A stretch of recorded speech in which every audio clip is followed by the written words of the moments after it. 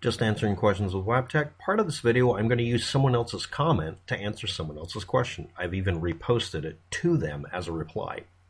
I can't take credit for it. It was someone else's soliloquy, and I've broken it up to be the reply, and his other comments will be a secondary thing. But first we start this in. I have a video where I said something, and this is the quote they're taking from the video, and I'm taking this commenter at its word. I was reading back someone's commentary to me and replying to it. But this is apparently part of what I was reading back from someone else. I had a felony, it was dropped to a misdemeanor, and later expunged. The person says, I don't know what that means. If someone is charged with a felony but not convicted, the constitutionally guaranteed presumption of innocence prevails and would prohibit his treatment as a convicted felon, even in California. Am I missing something? Let's read it verbatim. I had a felony is usually a statement, not in code or anything, that a person was convicted of a felony.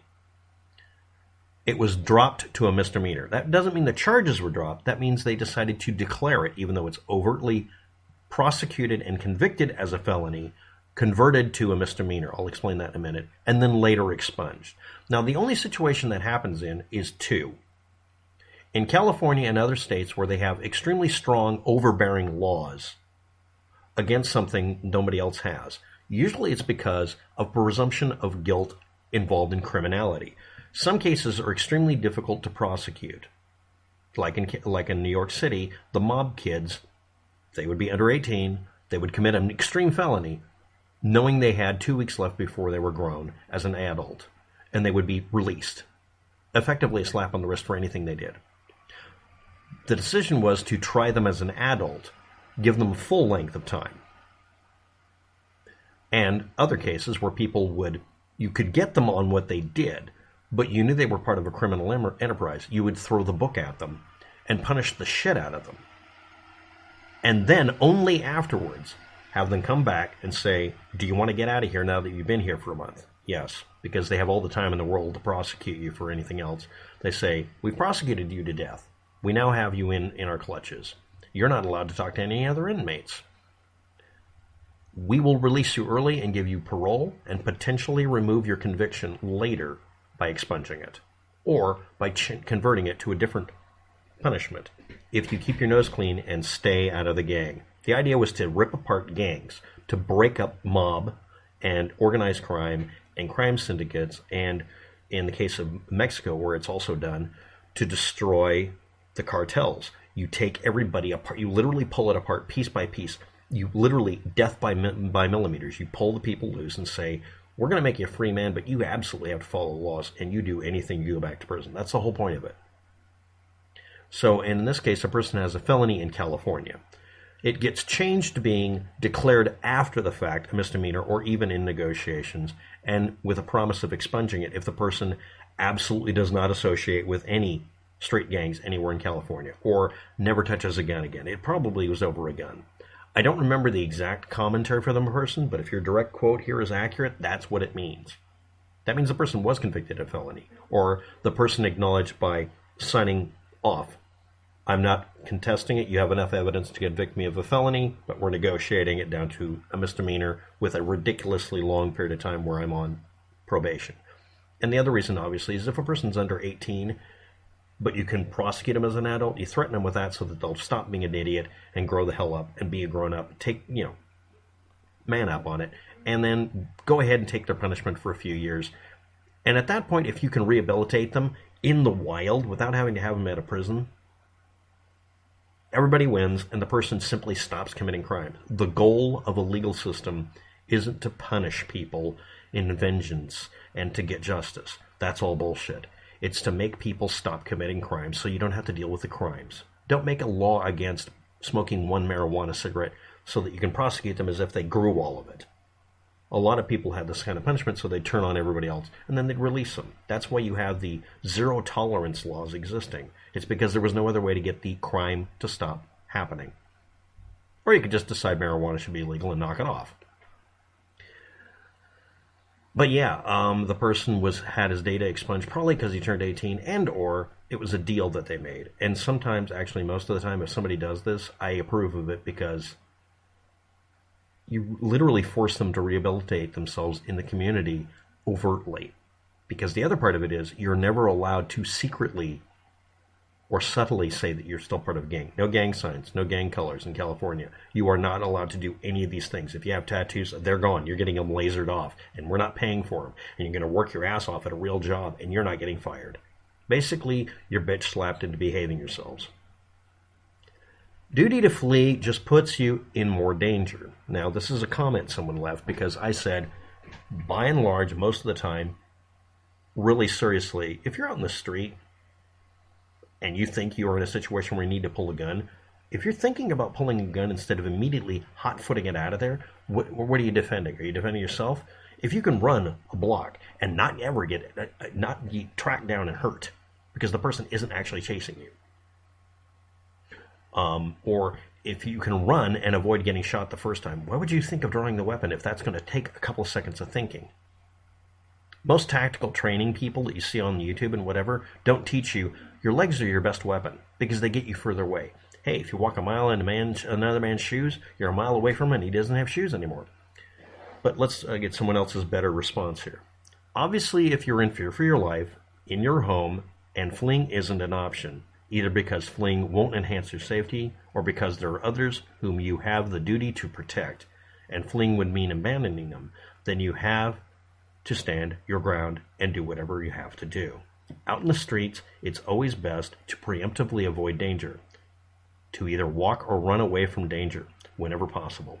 If you are armed, you should never do anything or go anywhere with a firearm that you wouldn't do without a firearm. If you putting on a firearm makes you go take unnecessary risks, don't do it. And it's a sign you shouldn't be carrying it. I'm sorry, but if putting on a gun makes you feel brave enough to go someplace you know is going to cause trouble, you do not want to be carrying a gun. And I don't want you to either, because shit will happen because you're there. But so I'm agreeing with this person. This includes self-defense. Even if you are armed, you should always act as if you aren't. I always believe a gun would only make any trouble I was likely to get myself into that much more worse, including this person being either shot at or having a gun pointed at them. And now we get another statement. I agree on the fake guns that look real. I made a comment in one of my videos that if you have a fake gun and it looks real, that's cool, but a couple of reasons I don't like them, and I'm interrupting this person, is real-looking guns, unfortunately, sometimes are made to look like a specific gun, and the company that makes the real one wants their money for it, so it jacks up the price unnecessarily. A paintball gun, my favorite one, that actually can use propane and actually be self-defense weapon, or literally an offensive weapon. It's a shotgun pistol, after all. They never make them look like any other gun, because that would drive up the price. You can get a $40 shit one that's made out of plastic, take it apart, cast everything in aluminum, put it together, and fire something that can go 1,200 feet per second. That's what I'm planning on doing if I ever want to build one. I've owned a paintball gun a couple of times now. I still have a barrel around here somewhere. I'd rather use a design that works with the chintziest material on the planet, plastic, and then make it out of literally metal. I'd probably make it out of some poured metal like zinc first. The point I'm making here is it doesn't look like a real gun. I'd also like to point out that in some places, if it doesn't look like a real gun, but it could be considered a gun, you're supposed to keep it in a box so it's not visible. But you can't conceal carry it because they only let you conceal carry actual firearms. But anyway, let's move on.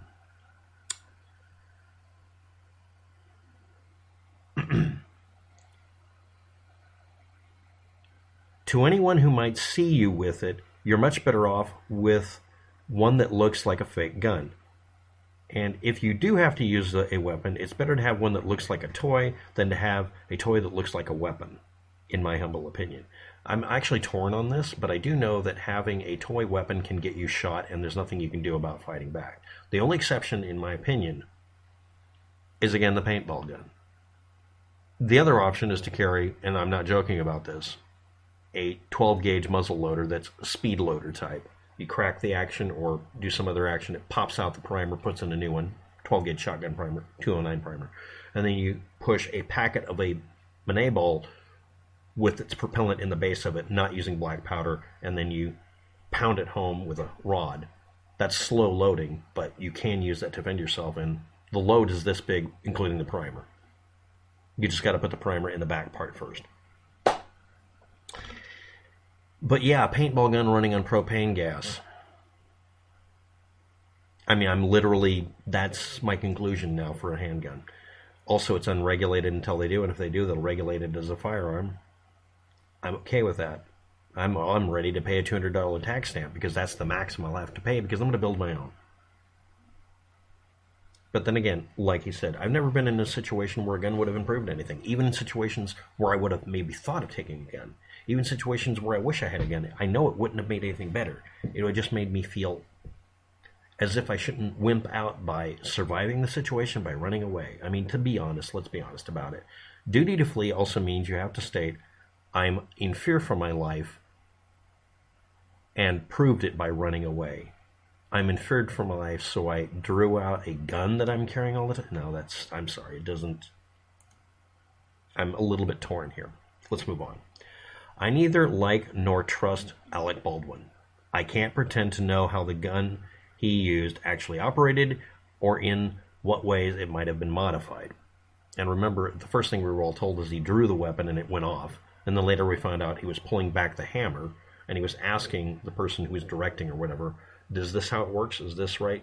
How far do you want to have it back? He was trying to, properly cheat the hammer back. Did Baldwin pull the trigger or just drop the hammer? We now probably know. I mean, his statement has been repeated now a couple of times. He dropped the hammer. He let go of the hammer. And on that gun, it should have stopped it. But if it was older, the traditional type, that would have set it off definitively. It doesn't have a transfer bar. So unless you're pulling the trigger on one with a transfer bar, you have to pull the trigger for the transfer bar to be there so it would work. It literally makes it impossible to have that happen. And I'm seeing a bunch of gun experts lie about that. But it's been confirmed since then that there's no way he had a transfer bar in it. That gun was designed to where if you pull the hammer back at all, it would have set off the cartridge most likely. All it had to have was a cartridge in it. That's it. So the deciding factor if you have a gun that doesn't have safety features is that you can't have ammo on stage. It is literally at that point. No, if that gun exists on the set, the armorer has to check every gun and tie it out. Well, let me spin it. You can't. Why? Because I've locked it out and nobody's allowed to touch it. I object. I'm going to have you taken to court. You're going to get someone killed.